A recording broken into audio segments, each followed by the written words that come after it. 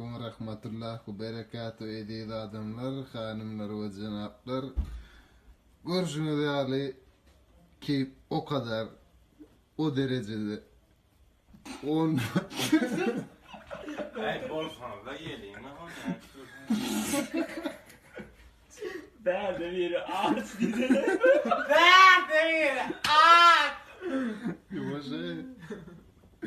Ki 10 numara. İnzonkudan.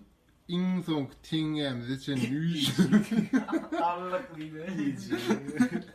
İnni şundan mesip bolsa O kağıt bastı. 3 şaylap ağaç gezmer ol ya. Sonk tinge için alıştırdık. Tarlayım bununla. Oo. Sanki dünya özelliği iyi mi?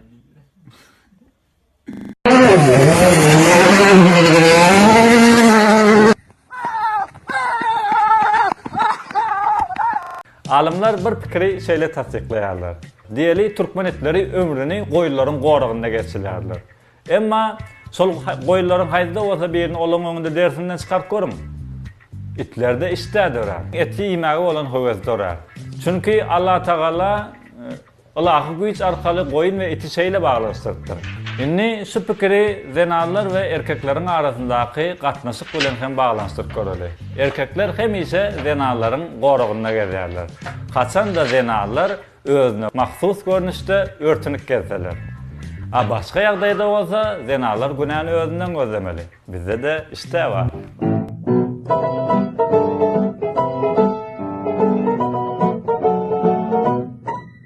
No, no, no, no.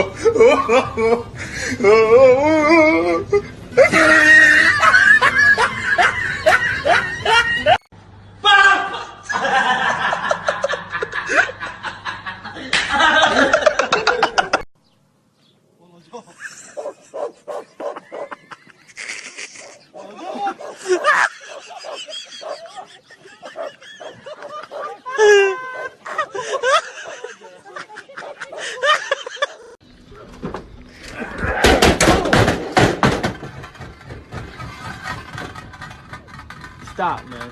Stop. Okay.